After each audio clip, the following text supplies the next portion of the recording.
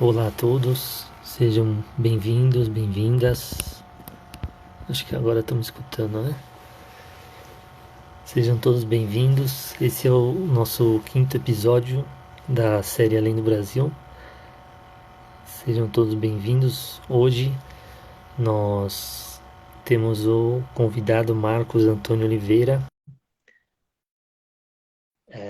Lembrando que as gravações das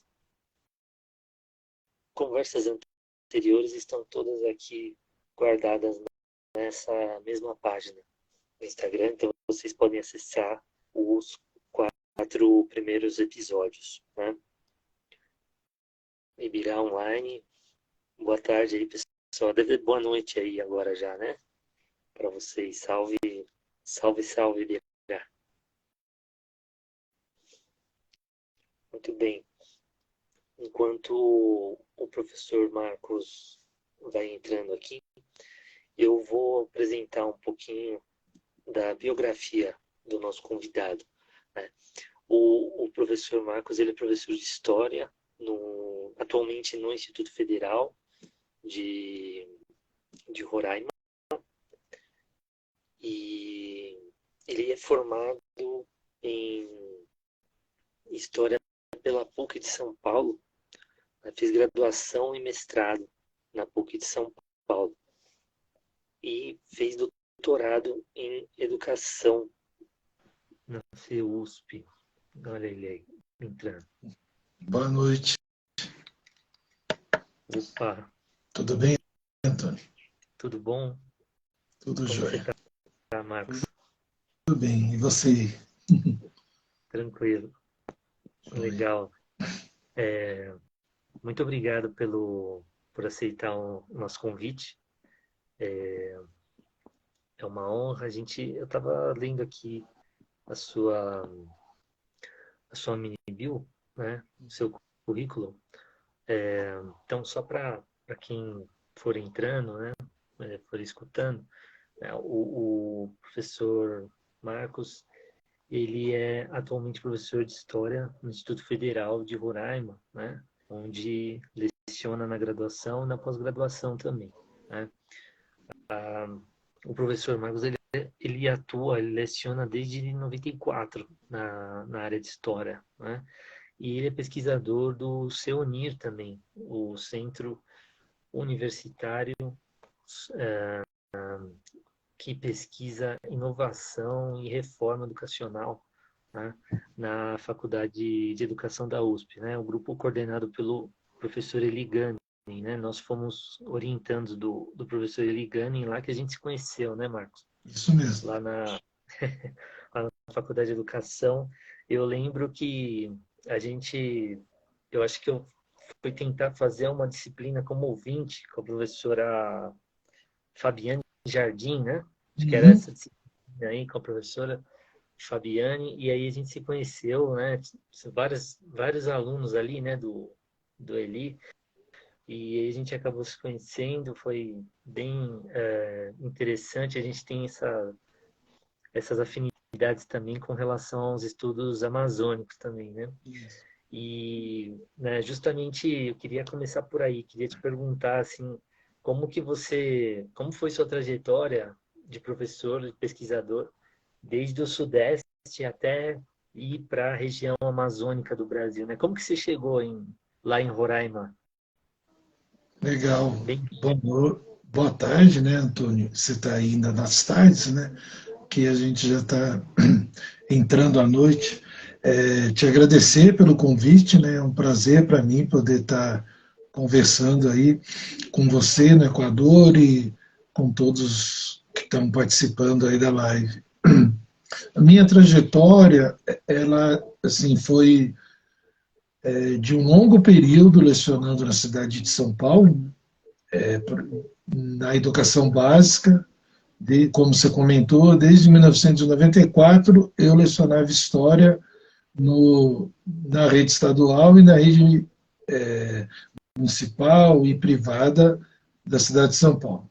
Então, eu depois de um determinado período, a partir de 2005, mais ou menos, eu comecei a fazer alguns concursos por várias regiões do Brasil, que com a conclusão do mestrado, em 2001, eu estava querendo entrar no ensino federal, na universidade, tudo.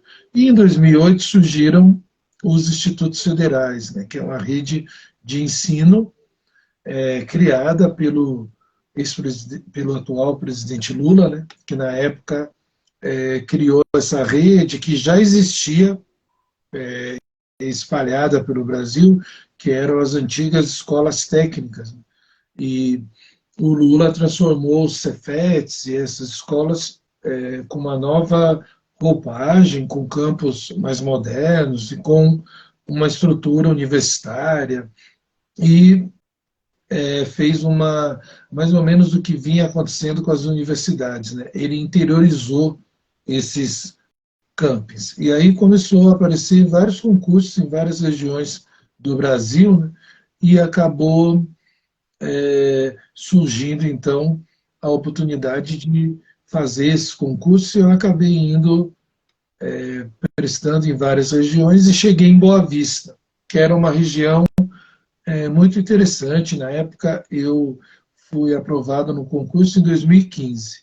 Aí, de 2015 até 2020, eu fiquei no campus Amajari, que é o campus do Instituto Federal, que praticamente me levou ao meu doutorado, tudo, porque é um dos campings, são 5 campings, né, que tem no Instituto Federal de Roraima. No caso do campus da Majari, ele é o campus com o maior número de estudantes indígenas. Mais de 60% dos estudantes são indígenas. Então, eu sempre fui uma pessoa, como historiador, que respeitava a cultura indígena, que tinha interesse em conhecer os povos indígenas, tudo. Apesar de viver na 4ª cidade com o maior número de indígenas, que São Paulo né? Eu não tinha muito contato com os povos indígenas na cidade de São Paulo. Até mesmo por conta da invisibilidade, né, que a gente acaba dando para eles. Eu, como professor, me lembro de ter feito alguns encontros com os indígenas Guarani que vivem no Pico do Jaraguá, para que meus alunos conhecessem tudo, mas minha experiência com os povos indígenas era muito pequena, e eu ainda tinha algumas visões estereotipadas, né, dos povos indígenas. E quando eu cheguei em Roraima, eu fiquei impactado, porque o estado de Roraima é um estado no Brasil que fica no extremo norte brasileiro. Então, ele está numa região de fronteira com a Guiana inglesa, né, e com a Venezuela. E é uma região que tem uma formação recente, né, como Estado, tudo. Então, ele tem uma presença muito grande de pessoas de todo o Brasil. E, principalmente, ele tem uma presença muito grande de povos indígenas. Então, quando eu cheguei, eu não imaginava encontrar povos indígenas em toda a parte. Então, você tinha indígenas na universidade, você tinha indígenas trabalhando na cidade. Eu tinha colegas que, inclusive, no campus Amajari, professores indígenas que davam aula no Instituto e que, por exemplo, a principal delas é a professora Piângela Cunha, que hoje é a diretora-geral do campus Amajari. Então, foi assim, para mim, um sujeito da região sudeste, tudo, foi bem impactante ver aquele caldeirão cultural, né, que é o estado de Roraima, e me impressionou muito. Então, quando eu vi aqueles estudantes, e algo que me levou a o meu projeto de doutorado, que eu acabei entrando na USP, né, foi uma palestra que teve com uma artista indígena conhecido nacionalmente, que foi o Jaider Isbel. A gente organizou um encontro, né, na nossa instituição, e o Jaider participou, aceitou, como ele sempre fazia, era um sujeito muito aberto, muito generoso, né? Aí ele levou as obras dele, que depois rodaram o Brasil inteiro, isso foi em 2016. E ele participou com umas conversas com os estudantes, né? E assim, no meio das conversas dele, ele disse que ele se sentia muito incomodado, porque quando ele era mais jovem, os pais dele pediam para ele não se identificar como indígena, porque ele sofreria muito preconceito, seria muito difícil para ele viver em Boa Vista ou em qualquer cidade grande se apresentando como indígena. Mas ele dizia, poxa, mas como é que eu vou negar a minha identidade quando eu me olho no espelho e eu vejo um indígena? Então aquilo bateu em mim, eu fiquei pensando, poxa, se ele, que era um jovem indígena, sentia isso, o que será que os nossos jovens estudantes devem sentir? Né? Aí, a partir dessa experiência, que a gente eu comecei a me aproximar dos povos indígenas, principalmente dos povos Macuxi, e eu acabei desenvolvendo meu doutorado em torno da presença de estudantes indígenas Macuxi no campus Amajari. E depois, concluído o doutorado, em 2020, tudo, eu acabei me removendo para Boa Vista, ainda durante a pandemia, 2021, eu acabei entrando no campus Boa Vista Zona Oeste, que é um campus da periferia de Boa Vista, né, na região, na Zona Oeste de Boa Vista, e é uma região assim com muita presença de migrantes venezuelanos e de indígenas que vivem nessa região. Tudo. E lá a gente tem tentado se aproximar, né, desses povos, das associações, né, das organizações indígenas que vivem na cidade, que são os povos indígenas em contexto urbano.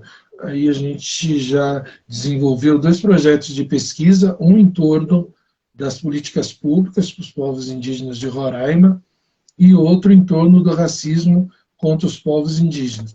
Desenvolvemos uma cartilha antirracista, né, com um financiamento de um programa do Instituto Federal, que patrocina pesquisas aplicadas, tudo. Então, a gente montou uma cartilha antirracista para estar discutindo com os estudantes, com as escolas da região.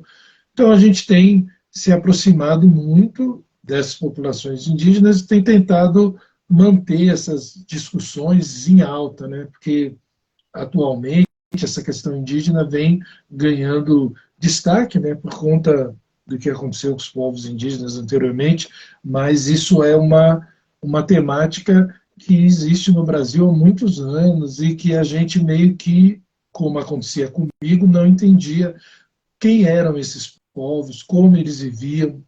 Então, quando a gente chega num estado que nem Roraima, e acredito que você, quando esteve no Amazonas, acho que é essa mesma sensação. Né? Você está tão próximo dos povos indígenas, a gente que tem admiração pela cultura desses povos, pela expressão, né, de vida deles, uma das coisas que sempre me atraiu nos povos indígenas foi a capacidade deles se entenderem como um dos elementos da natureza, e não como os senhores da natureza. Então, eles se relacionam com a natureza de uma forma que eu admiro muito, que é a capacidade de você conseguir respeitar, né, a organização da natureza e não dominá-la, mas fazer parte desse ecossistema fantástico. E a região amazônica, por conta de ter uma colonização mais tardia, a presença e o contato, principalmente no caso de Roraima, se deu em torno do século XVII para o XVIII, então vamos considerar assim um pouco mais tardio. Então a presença desses povos com os colonizadores demorou um pouco e eles foram agora tendo uma proximidade grande, o que, quando a gente chega lá em Roraima, está muito próximo deles. E eles falam português, a maioria deles, né? Então você tem uma facilidade de ter esse contato. Então, para mim, assim, foi muito impactante, eu me senti muito privilegiado de poder estar num ambiente como é o Estado, né? Como é o Estado de Roraima. Um ambiente com muita presença de imigrantes da Venezuela, da Guiana, e com muitos povos indígenas. São 11 etnias, né, que existem no Estado. A predominante é a Macuxi, o Apixana, mas as mais conhecidas são a Yanomami, né, por conta dos problemas que eles têm enfrentado, e o Aimiri, a Troari, por conta de um massacre que eles sofreram durante o período da ditadura militar. Tudo.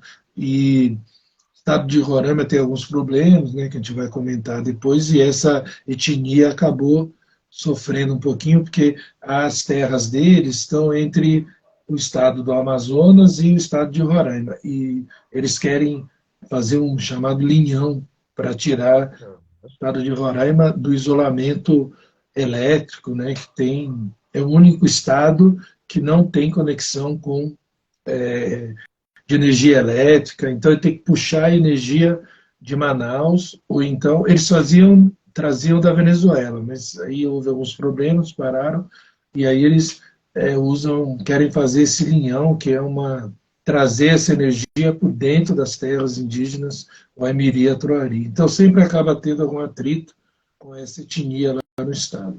Mas foi isso, é uma experiência muito gratificante, assim, eu me sinto muito feliz de poder ter tido essa oportunidade de conhecer essa região.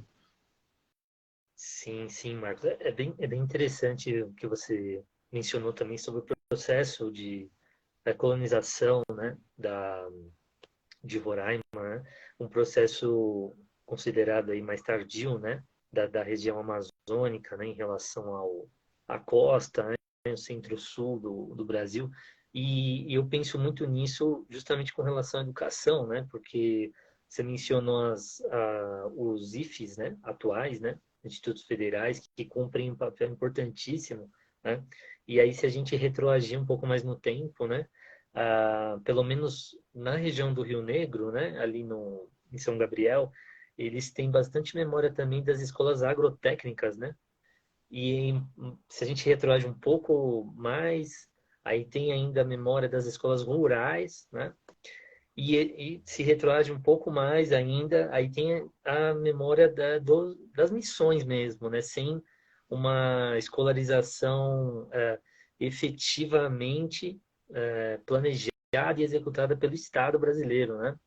E daí, então, uma memória muito ligada, né, na Amazônia aos internatos, né, também, né? No caso do estado do Amazonas, essa memória com os internatos salesianos é fortíssima, né? A presença dos salesianos é fortíssima aqui no Equador também. E eu fico pensando justamente, né, o nosso papel também de uma certa forma, ressignificar o papel né, da educação laica, né, levando em conta todo esse histórico, né, da região, né, todo esse histórico das relações, né, da educação com os povos indígenas, né, que por muito tempo foi uma relação de imposição, né, de proibição dos saberes, né, como você também mencionou, né, e que você também estudou, né, no seu doutorado, né, e justamente eu queria te pedir para você comentar um pouco assim, né, como você conciliou, né, tão bem a sua atuação docente com a sua pesquisa também, né, de doutorado, justamente nesses campi, né, de Roraima, né, como que foi esse desenvolvimento, né, dessa pesquisa, né, eu não sei se dá para chamar de pesquisação, né, mas foi uma pesquisa com bastante colaboração, né, com participação ativa, né, dos estudantes, né, principalmente no ensino médio, né, estudantes indígenas, né? Isso mesmo, porque isso que você está falando tem uma certa também realidade no caso de Roraima, porque a ocupação também se deu e o contato com os povos indígenas se deu através de muita presença da, das missões religiosas, principalmente as missões católicas, né? caso também dos salesianos, tudo, e eles tiveram uma influência na organização, tanto para o bem quanto para o mal, vamos dizer assim, né? Porque inicialmente eles cuidavam desses povos com um ensino mais técnico, né, para ajudá-los a aprender algumas profissões para trabalharem nas fazendas, que Roraima foi uma região que pertencia ao estado do Amazonas anteriormente. Então ele acabava sendo um local de criação de gado, tudo que servia para abastecer o estado do Amazonas. Aí esses indígenas foram cooptados para um trabalho, principalmente os Macuxi, todos sofreram muito com conflitos, tudo, suas terras foram ocupadas para trabalharem nas fazendas que foram sendo construídas, né, nessas regiões onde eles viviam. E o ensino, né, técnico foi muito importante para aprender a usar o couro, para aprender a fazer determinadas funções que seriam úteis depois para eles no futuro. Então, eles sempre enxergaram a escola como algo muito importante para eles, mas, ao mesmo tempo, a escola era extremamente castradora. A escola tirava deles a língua, a escola oprimia eles com atividades onde não permitia que a cultura deles pudesse ser mantida, tudo, né? Aí tudo isso fez com que eles precisassem reformular, né, a escola e transformar ela num objeto de mudança, de impulsionar essa mudança. Aí, no caso do Instituto Federal, é muito interessante, porque o que foi a minha grande dúvida foi compreender, assim, o estado de Roraima, ele, na década de 80 e 90, como a maioria do movimento indígena, que foi organizado na década de 70, ele se movimenta com o objetivo de adquirir escolas nas suas comunidades que fossem independentes, né, que fossem escolas com características indígenas, com professores indígenas, onde a língua indígena fosse falada, ensinada, né? E nesse processo, no caso de Roraima, houve uma necessidade, né, desses povos indígenas de manterem um contato, porque a presença dos colonizadores foi aumentando, e a escola era um instrumento para eles poderem lidarem com esse novo contato, com essa nova realidade. E o Instituto Federal, ele acaba surgindo como uma oportunidade desses estudantes, no caso do campus Amajari, ele tem cursos na área da agropecuária e da aquicultura, que são áreas extremamente úteis, né, para esses jovens. Só que, ao mesmo tempo, existem escolas indígenas de ensino médio praticamente em todas as comunidades indígenas, até as mais afastadas. Inclusive, Roraima é uma referência, né, em escolas indígenas, tudo. E existe uma, se eu não me engano, acho que é o pioneiro no estado com uma escola indígena privada, né, que foi criada pelo CIR, que é o Conselho Indígena de Roraima, que é um modelo de escola indígena. Eles têm fazendas na terra indígena Raposa e Serra do Sol, onde os estudantes iam aprender as técnicas, né, da agropecuária, o lido com o gado, na própria fazenda indígena. E me espantava esses estudantes saírem de 250, 60 quilômetros para virem estar numa escola não indígena, para estarem em alojamentos, para estarem num ambiente, às vezes, hostil para eles próprios, para a cultura deles. E por que eles se esforçavam tanto em querer estar naquela instituição? Então, isso que motivou a minha cultura, a minha pesquisa, né, que é bem isso que você falou. Era uma pesquisação mesmo, para tentar, através da pesquisa, dar uma resposta para uma dúvida que me angustiava, né? Vendo aqueles estudantes ali, por que eles não ficavam nas suas comunidades? Né? Por que eles não ficavam nas suas escolas indígenas, que eram extremamente reconhecidas, né, fora do estado. Era uma região onde essas escolas eram teve um movimento indígena muito forte. E aí o meu objetivo, no meu trabalho de pesquisa, foi entender isso, o porquê desse movimento. Então, essa coisa da escola, para eles, é muito importante. Hoje, como uma forma deles, através da escola, manterem sua língua, manterem elementos da sua cultura, né, e também conseguirem ser, através da escola, um instrumento de resistência, né, tanto cultural, político, social para eles. Então, a escola se transformou num elemento de muita força, né? Então, eles defendem a escola indígena com muita intensidade aqui, né? E trabalham para que ela se mantenha firme, tudo, mas tem muitas dificuldades, né? As escolas indígenas sofrem com falta de professores, né?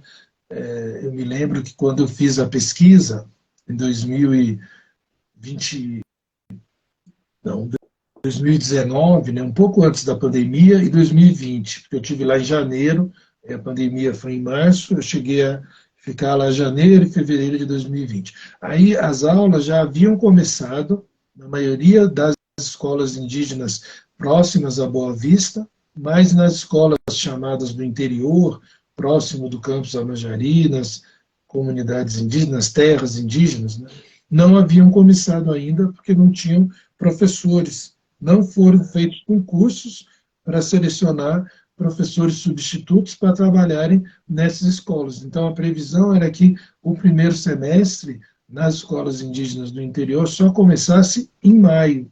E a gente estava em janeiro, fevereiro, e me disseram nas conversas que isso era uma constante, né? Inclusive, teve um concurso indígena para professores indígenas recentemente no estado de Roraima. Há quanto tempo? Estamos em 2023, né? E eu tive lá em 2019, 2020, e a maior reclamação deles era com isso. Então é tudo muito lento e as escolas são muito sucateadas, né? Abandonadas pelo Estado, porque quem cuida delas é o Estado de Roraima.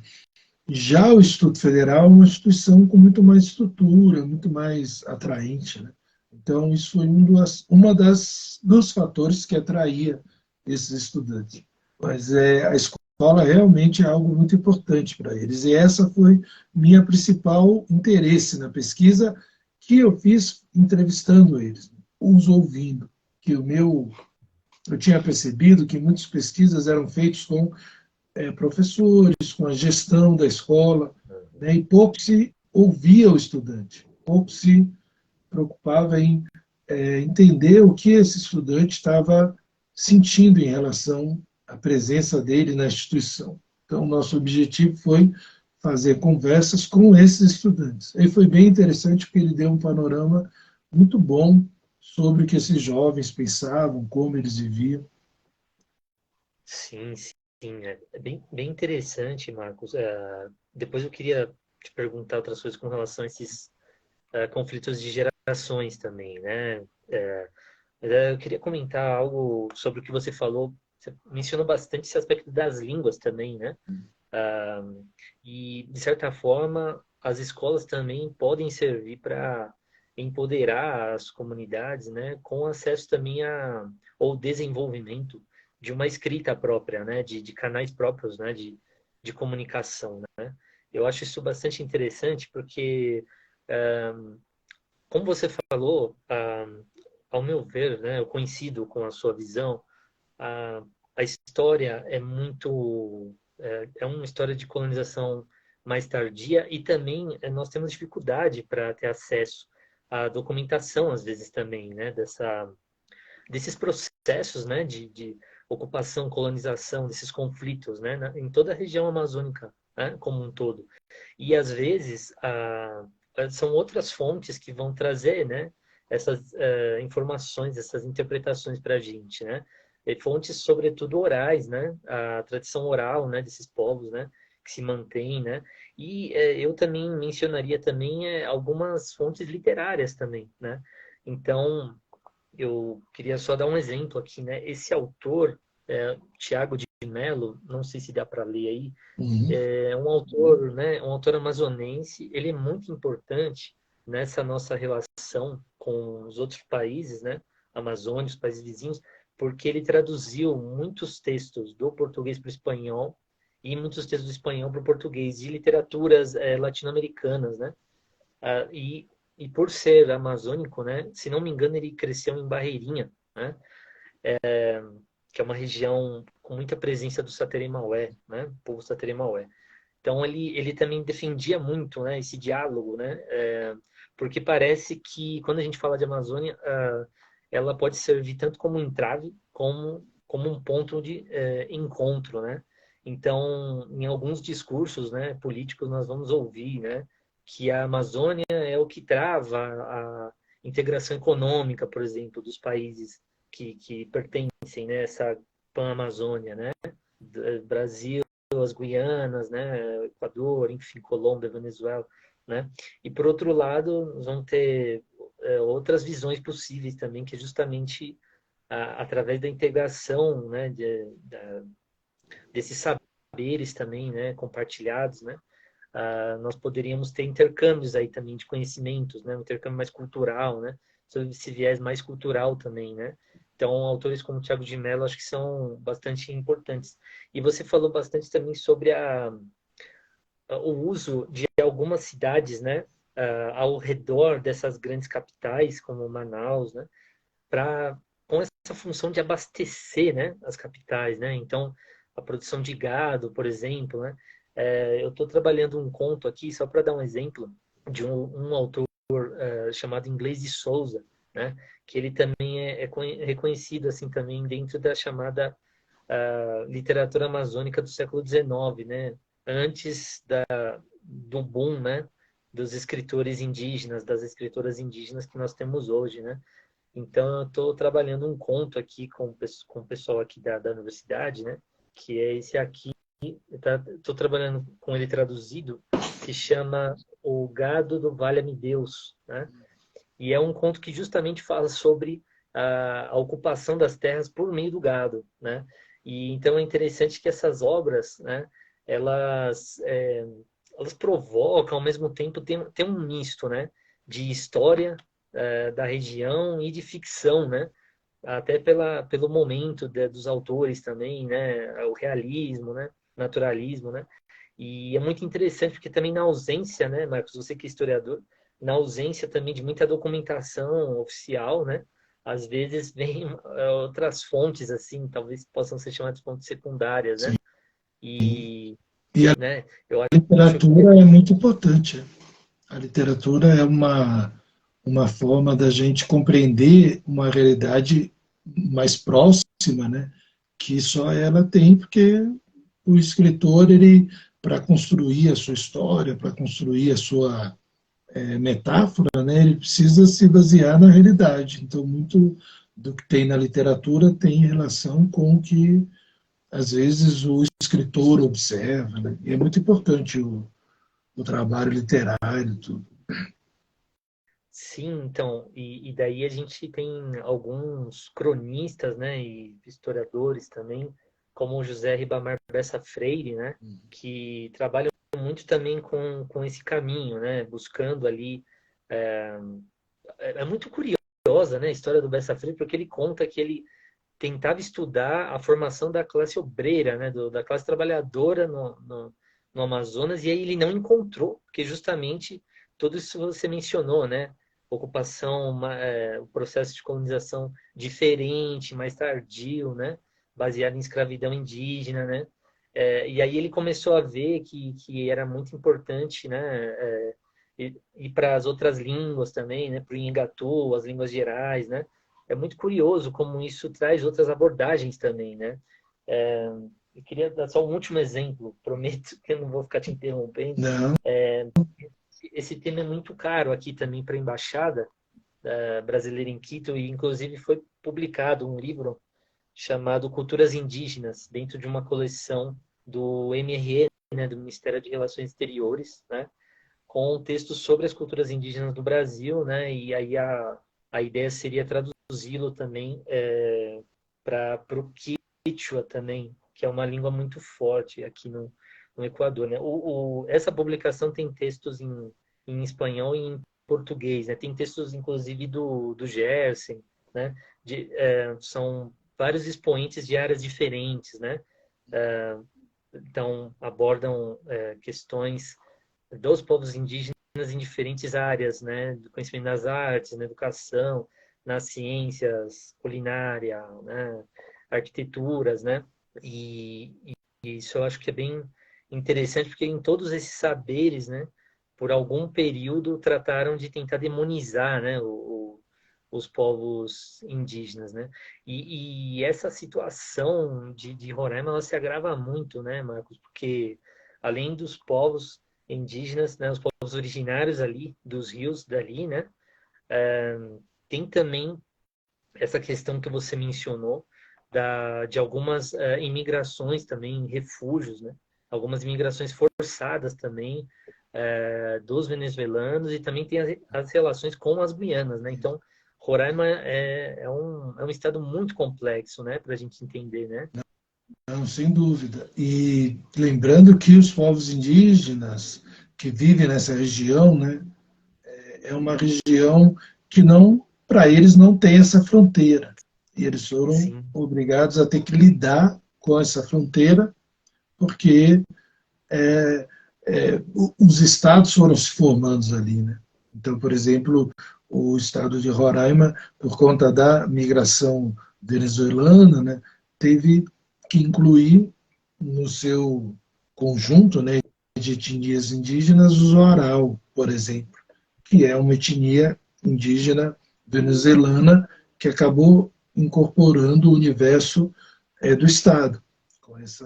Quando eu cheguei em Roraima, inclusive até junto com o Eli, a gente foi fazer algumas pesquisas em 2018, lá ele passou uma semana lá, e estava no auge dessa onda migratória mais forte, né, que houve, que você via muitos indo para a cidade de Amajari, ela fica a uns 150 quilômetros de Boa Vista, né?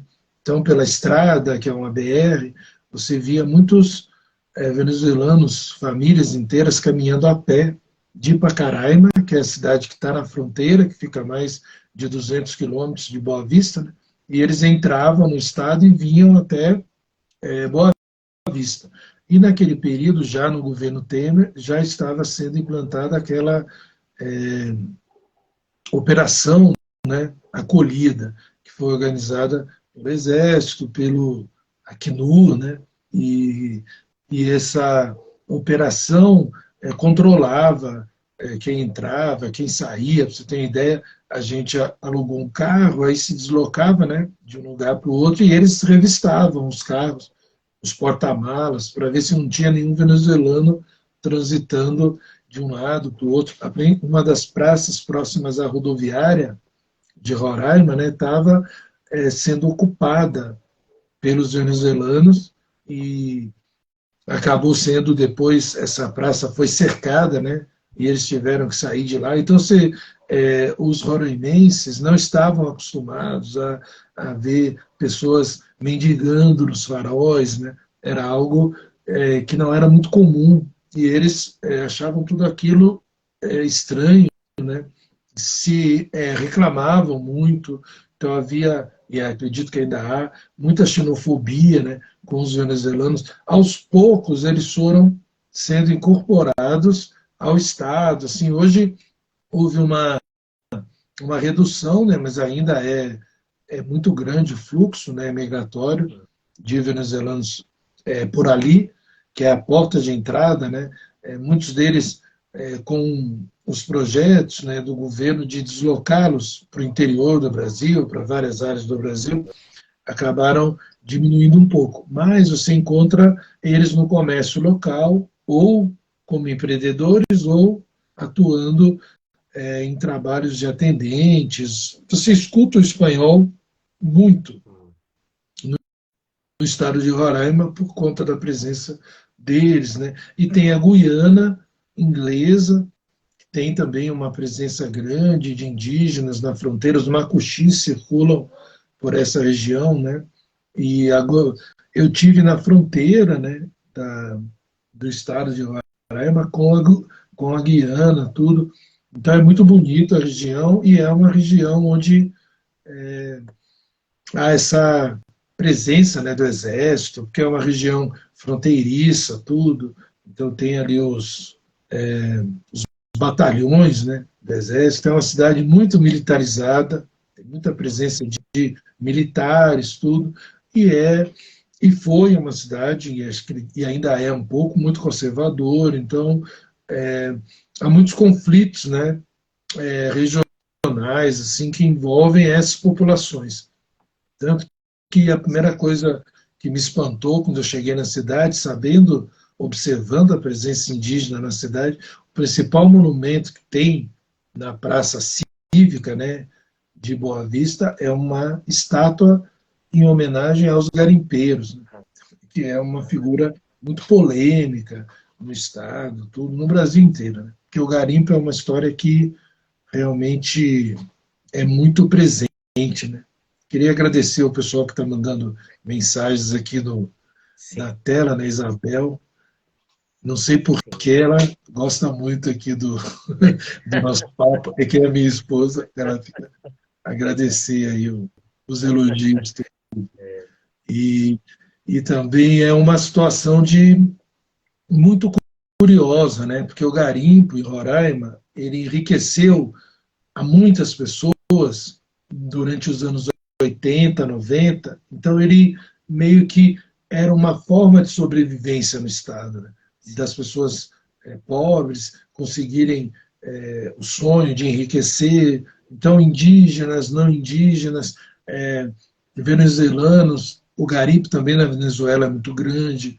Então, tudo isso acabou causando um conflito grande em torno desse tema, né? Em torno da exploração do mineral nas terras indígenas. E muitas vezes os povos indígenas do Estado eram vistos como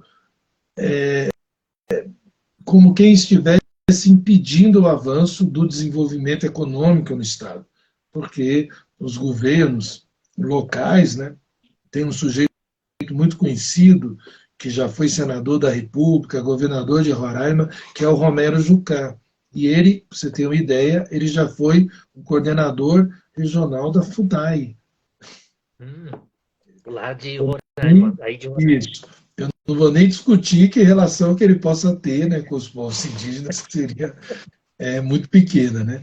Mas, em todo caso, dizem, né, que a função foi mapear os locais onde teria possibilidade de extração de minério nas terras indígenas, e hoje isso a gente vê claramente na exploração que é feita. Então, há uma disputa, né, em torno desse tema, do que seria o melhor desenvolvimento para o Estado, se os indígenas têm muita terra, não tem. Eu me lembro que eu fiz uma disciplina na USP, né, com a Lilian Moritz Ah, Lili Schwartz, Schwartz? né, maravilhosa, assim, sobre cultura, e ela discutia vários antropólogos do século XIX, do século XVIII, falando sobre as visões deles, né, sobre cultura, tudo, e às vezes eu me imaginava no século XIX, no estado de Roraima, pela maneira como algumas pessoas do estado, algumas lideranças políticas se referiam aos povos indígenas. Recentemente, o governador de Roraima, atual governador, se referiu, né, aos povos indígenas como bichos, né, que precisam sair desse estado, sair do mato. Então, assim, algumas visões muito antiquadas, né, muito fora de contexto, mas isso é explicado pela disputa que há entre o agronegócio, entre a exploração mineral e que envolve esse caldeirão, né, que a gente está falando que é lá. Então é Sim, muito sim, com curioso. Né? certeza. Sim, sim. eu queria comentar justamente sobre isso. É interessante que você falou sobre como as fronteiras são vistas de maneiras muito diferentes também, né, pelos povos que já habitavam essas regiões originariamente, né? Então, às vezes, eu percebo também que às vezes as referências são mais marcadas pelos rios, né, do que pelos estados nacionais, né? E aí, pelos rios, a gente vai percebendo que é, muitas etnias, né, muitos povos, eles têm um parentesco que está ali mais organizado nas partes dos rios que transcendem, né, as divisões das nações, né, dos estados nacionais, né, Brasil, Venezuela, né, por exemplo, né. Inclusive nesse conto do Inglês de Souza, o Gado de Valha-me Deus, ele menciona Canhena, que é uma cidade da Guiana. Agora não sei se acho que é da Guiana Francesa, porque o Inglês de Souza ele conhecia muito a região do Pará, né, e a região de ali de Oriximiná, né, onde foi reconhecido o primeiro quilombo, né, em 95, né, no Brasil, né, enfim, ele conhecia muito essa região, né, e aí ele chega a mencionar, né, essa cidade da Guiana, né, justamente por conta desses fluxos, né, é, essa dinâmica, né, entre os rios, aí muito importante, né. E como você falou, né, o discurso dos políticos evoca muito, né, o racismo científico, né, do século XIX, né, e isso eclodiu, né, Marcos, e uma das notícias mais impactantes, né, sobre o Brasil, assim, a nível internacional, no começo do ano, né, foi essa crise sanitária, né, dos Yanomami, né, essa crise humanitária, né, e vocês sentiram isso muito de perto ali, né, como que tem sido lidar com essa crise, Marcos? Olha, a questão Yanomami é uma questão antiga, né, no Estado. Eles, quando houve esse boom do... A terra ela é criada em 92, depois de muita luta, principalmente do Davi Copenau, das lideranças, né, Yanomamis, tudo, de outros não indígenas que apoiaram a causa, tudo, eles conseguem, por causa da ECO 92, no governo Collor, eles conseguem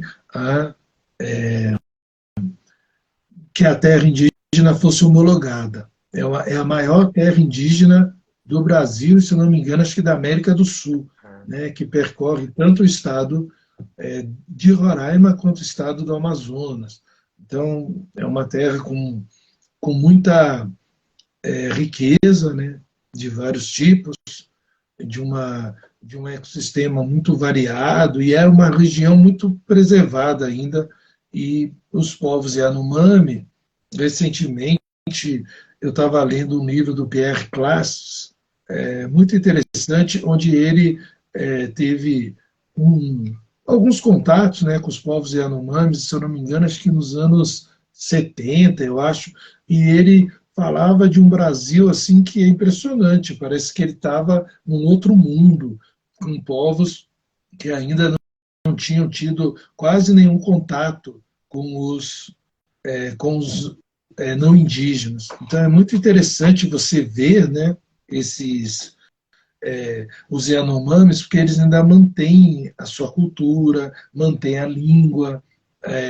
Você percebe que realmente é um grupo que esse contato com os não com os não indígenas tem ocorrido há um tempo razoável. Então, entre os anos 80 e 90, por causa do garimpo, houve a primeira crise muito grave, né, que houve, inclusive, um massacre em torno de alguns indígenas, que acabou sendo destaque internacional, tudo, e acabou levando, depois, em 92, a homologação da terra indígena. Então, só que essa região sempre foi contestada dentro do estado de Roraima. Sempre foi um incômodo, sempre foi uma região que incomodava as pessoas, porque era uma região que tinha muito minério e acabou, nesses últimos anos, depois de uns 20 anos aí de uma certa estabilidade que os povos Yanomamis viveram, agora, nesses últimos 5, 6 anos do governo Temer e do governo Bolsonaro, a gente vivenciou um novo ciclo de exploração dessa região. Só que, infelizmente, coincidiu com também a pandemia de Covid. Então, foi um momento onde essa região foi brutalmente explorada, os povos indígenas foram duramente atingidos, né? Os Yanomami sofreram e estão sofrendo ainda muito com o garimpo, foram mais de 20 mil garimpeiros ocupando a região, né? É uma região que você tinha praticamente equiparou o número de garimpeiros com o número de indígenas. Então saiu uma reportagem essa semana ou semana passada na Folha, no UOL, né? Vou pegar o nome do jornalista aqui para não mencioná-lo, porque realmente é uma reportagem muito interessante, o Igor Melo, que ele se baseou em um relatório que foi entregue em maio de 2022 para o governo Bolsonaro, feito pela própria FUNAI, mostrando o que estava acontecendo com a terra, né, Yanomami, mostrando as áreas de devastação, mostrando os vários acampamentos, né, de garimpeiros, de barracas, né, de garimpeiros ocupando a terra Yanomami. Então é muito interessante você verificar que todo aquele massacre, né, que esses povos estavam vivenciando, a expansão da malária, nessa reportagem eles apontam que você teve a morte nesse período de 2017, né, até recentemente, mais de 500 crianças que morreram por malária, por desnutrição, que são mortes evitáveis e que o governo anterior abandonou, né? Então, assim, é muito assustador, né, ver o que foi feito com essas populações. Eu estive na entrega na comemoração dos 30 anos, né, da terra Yanomami, na Universidade Federal de Roraima, foi feito algumas cerimônias, inclusive a entrega do doutor honoris causa ao Davi Copenau. Então a gente teve lá num dia, num encontro com os filhos dele, com antropólogos da região, e essas questões foram muito debatidas.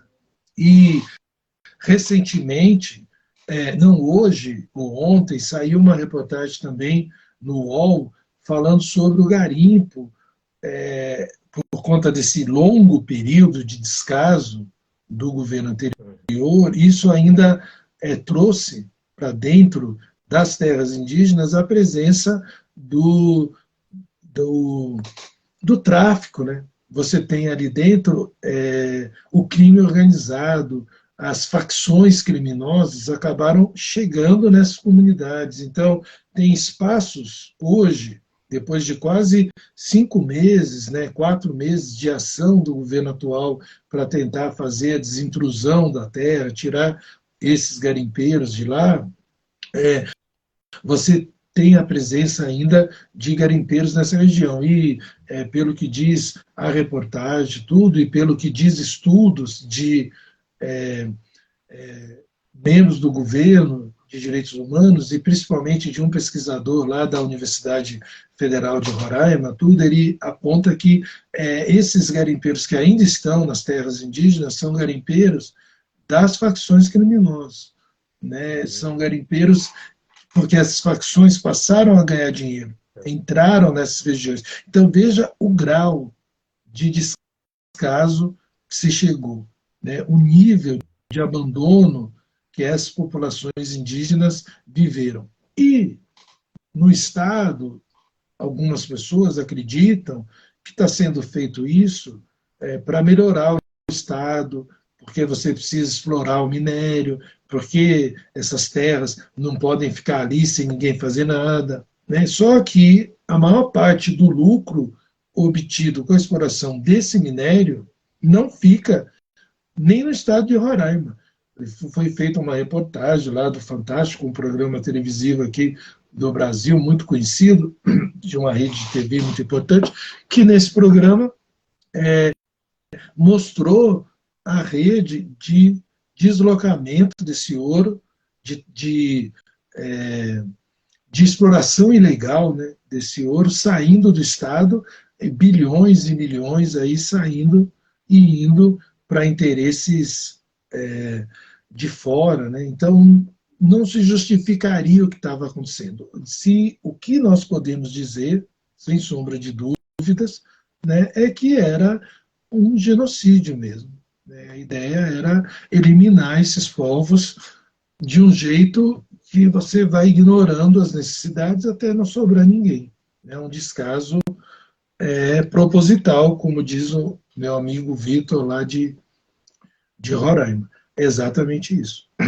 Sim, Então, muito foi concordo. assustador, meu caro Aham. Antônio.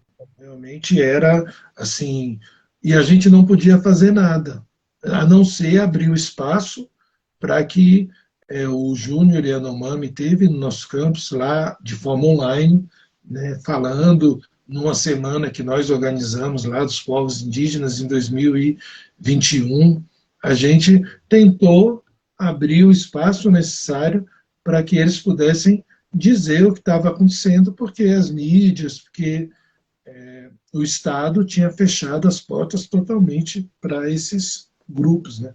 Então, a catástrofe sanitária que os Yanomamis até hoje estão vivendo, e naquele período, muito mais ainda, foi realmente assustador.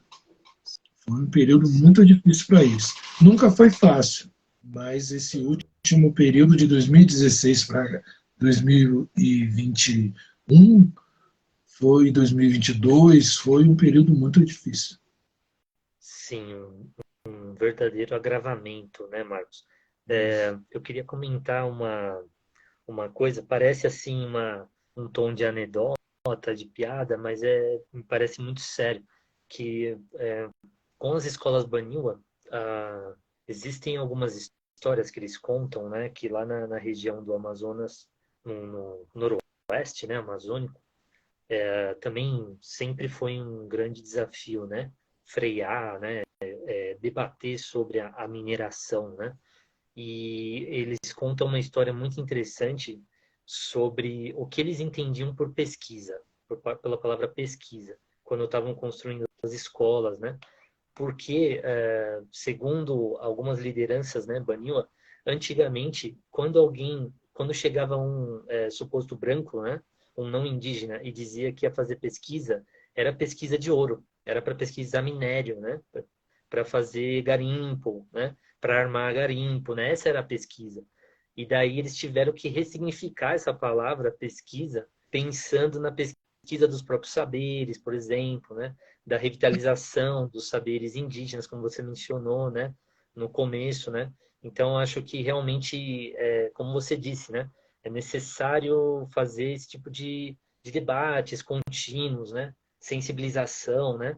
E eu tenho certeza que o IFE de Roraima é exemplar nesse sentido. Eu queria só fazer uma sugestão, caso as pessoas não conheçam, existe uma série recente brasileira chamada Aruanas, que fala um pouco sobre esse tema também do garimpo, né?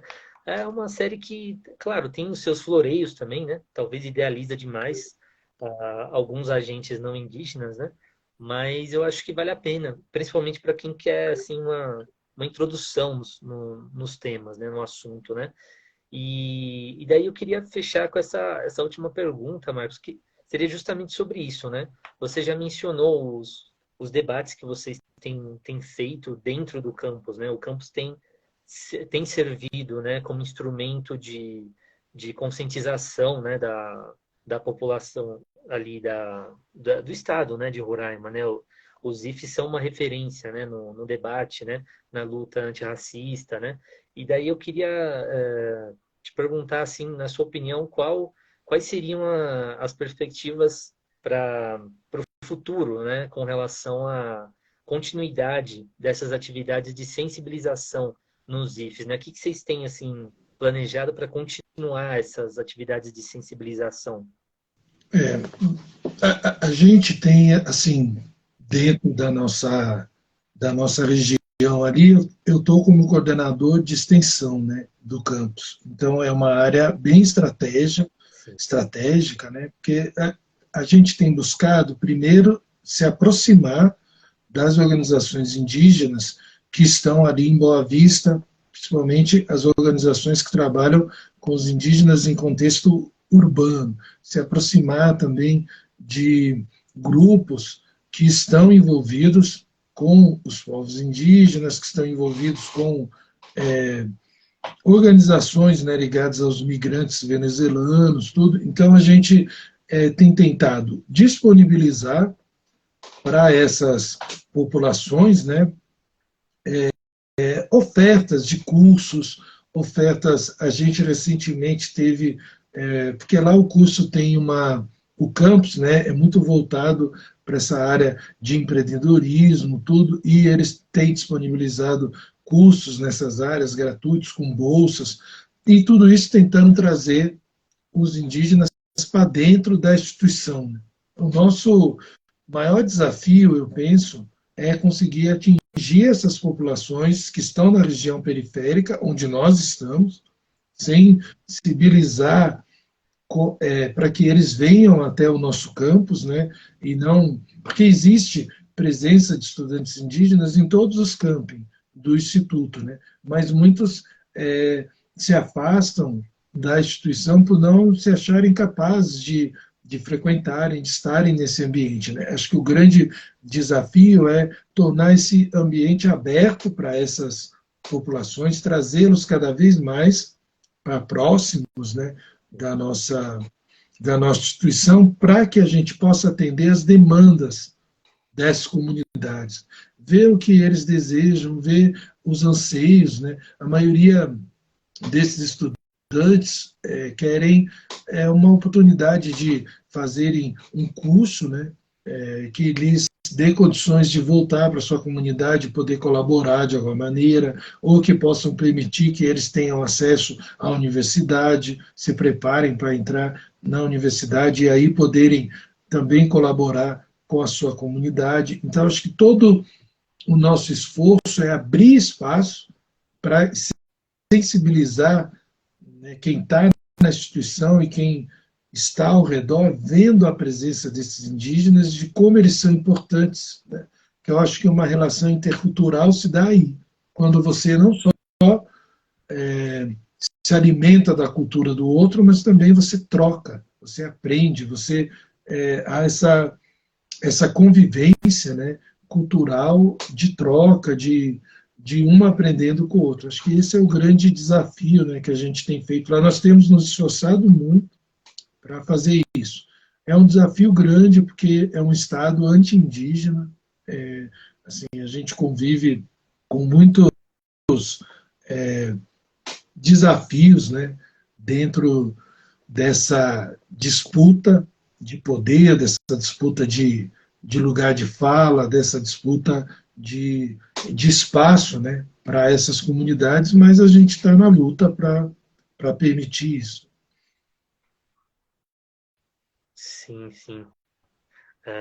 Muito bom.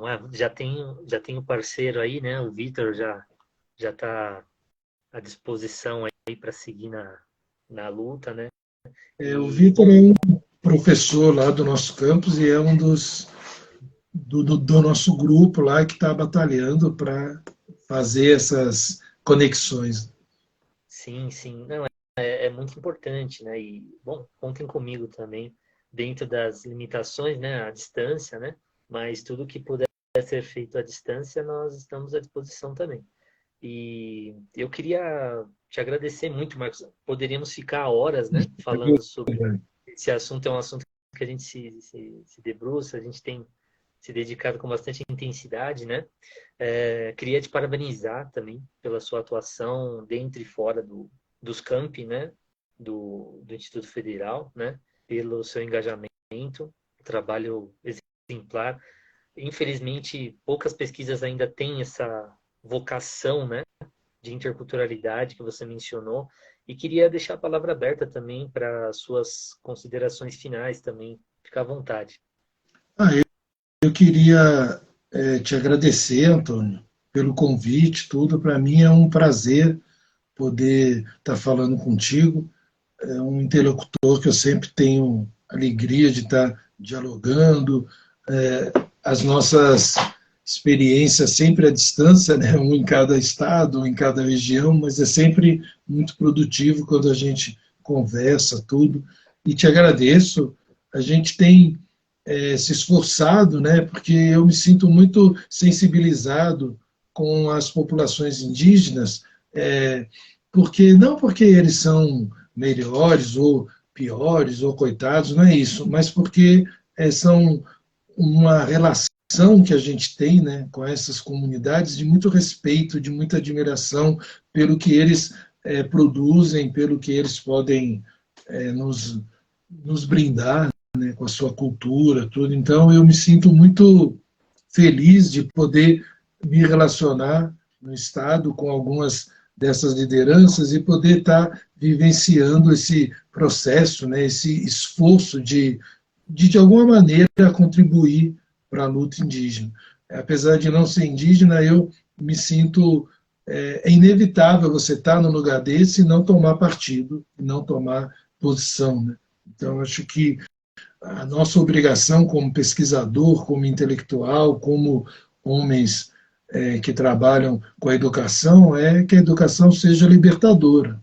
E eu creio que os povos indígenas estão nesse caminho, né? Então, assim, uma vez eu perguntei para a Pia Ângela, que é a nossa diretora-geral lá do campus Amajari, numa dessas conversas, o que, que a gente pode fazer, né, para ajudar mais os povos indígenas. Aí ela falou, deixe-nos falar, deem os espaços, né, para que a gente possa ser protagonista. Eu acho que esse é o nosso desafio, né, permitir que eles acessem o máximo possível esses espaços que a gente está ocupando, né, na universidade, nas instituições, para que eles possam falar, para que eles possam dizer o que eles sentem, o que eles vivem. Mas eu agradeço muito a oportunidade, fiquei muito feliz com esse nosso bate-papo e com os amigos aí que estão ouvindo a gente lá de Roraima, tudo. É sempre muito bom.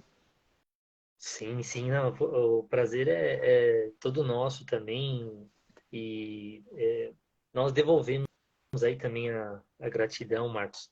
Agradecer a você, a todos que estiveram com a gente.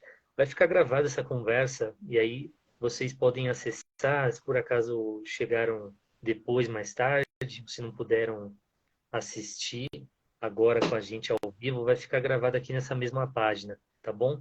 E aí eu convido vocês a dar uma olhadinha também nas outras que já estão gravadas também, nas anteriores. São papos parecidos com esse, tá bom? Muito obrigado, então, Marcos. E a gente vai mantendo o contato, então. Com certeza, amigo. Tá certo. Um grande abraço, então. Até Tchau, tchau. mais. Tudo de bom. Um abraço. Até mais.